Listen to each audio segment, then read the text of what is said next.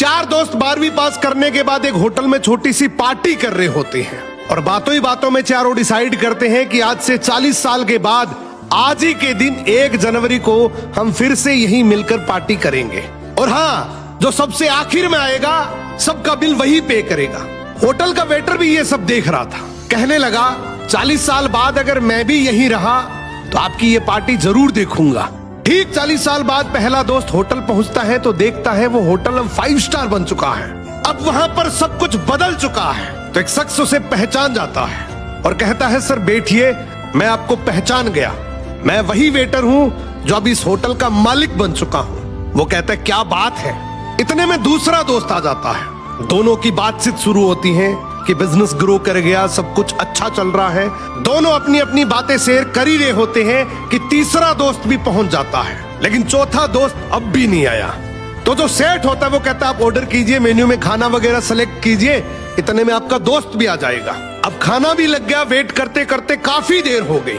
उदास मन से ये तीनों दोस्त डिनर शुरू कर देते हैं। तीनों ने डिनर कर भी लिया, लेकिन चौथा दोस्त अब भी नहीं आया। अब जब बिल देने की बारी आती है तो कहते हैं कि विकास तो शायद बहुत बड़ा आदमी बन गया, हम सबको इग्नोर कर रहा है, चलो हम ही बिल पे कर देते हैं। जैसे ही बिल पे करने के लिए काउंटर पे पहुंचे तो काउंटर का मैनेजर बोला आपका बिल तो ऑलरेडी पे हो चुका है। अब तीनों अपने चौथे दोस्त के ना आने की शिकायत करते करते होटल से बाहर निकले ही थे कि तभी एक सरकारी गाड़ी वहां आकर रुकती है। उसमें से एक लड़का उतरता है और तीनों के पैर छूते हुए कहता है मेरे पापा टीचर बन गए थे, मुझे कलेक्टर बनाने के काबिल कर दिया, लेकिन अफसोस मेरे पापा आज से 1 महीने पहले ये दुनिया छोड़कर चले गए।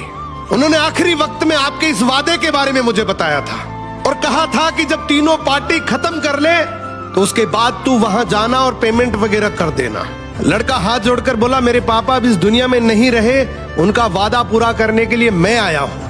अब ये तीनों नम आंखों से रियलाइज करते हैं कि हम 40 साल बाद ही क्यों मिले, 40 दिन बाद क्यों नहीं मिले। सपनों से हमेशा मिलते रहिए, इससे पहले कि कोई आपका अपना ये दुनिया छोड़कर चला जाए, क्योंकि आदमी सिर्फ एक पानी का बुलबुला है। अब ये रील टेक करो ऐसे दोस्त को जिससे आप काफी टाइम से नहीं मिले और अब उससे मिलना चाहते हो।